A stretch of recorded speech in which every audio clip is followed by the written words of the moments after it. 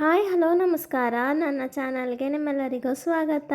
ದೀಪಾವಳಿ ಹಬ್ಬದ ಪ್ರಿಪ್ರೇಷನ್ಸ್ ಹೇಗೆ ನಡೀತು ಅಂತ ಈ ವಿಡಿಯೋದಲ್ಲಿ ನಿಮ್ಮ ಜೊತೆ ಶೇರ್ ಮಾಡ್ತೀನಿ. ಹಾಗೆ ಲಾಸ್ಟ್ ಇಯರ್ ಯಾವ ರೀತಿ ಹಬ್ಬ ಮಾಡಿದ್ವಿ ಅಂದ್ಬಿಟ್ಟು ಲಾಸ್ಟ್ ಇಯರ್ ವ್ಲಾಗ್ ಹಾಕ್ಕೊಂಡು ನೋಡ್ತಾ ಇದ್ವಿ. ನಾವು ಇಲ್ಲಿ ಈ ಥರ ಈ ಸಲ ಹಬ್ಬದ ಪ್ರಿಪ್ರೇಷನ್ಸ್ ಹೀಗೆ ಮಾಡ್ತಾ ಇದ್ದೀವಿ.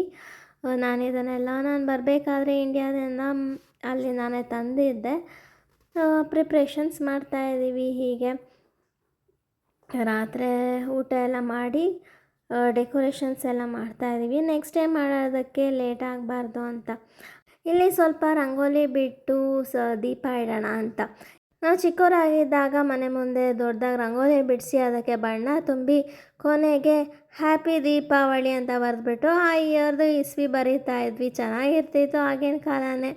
ಹಬ್ಬದ ದಿನ ಸ್ವಲ್ಪ ರಂಗೋಲಿ ಬಿಟ್ರೇ ಹಬ್ಬಕ್ಕೆ ಚಂದ.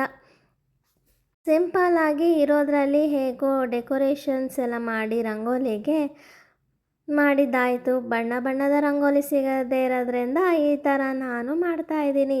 ನನ್ನ ಹತ್ರ ಏನು ಮೆಟೀರಿಯಲ್ಸ್ ಇದೆ ಅದನ್ನೇ ಯೂಸ್ ಮಾಡಿಕೊಂಡು ಸ್ವಲ್ಪ ಕ್ರಿಯೇಟಿವ್ ಆಗಿ ಏನೋ ರಂಗೋಲಿ ಬಿಡಿಸ್ತಾ ಇದ್ದೀನಿ.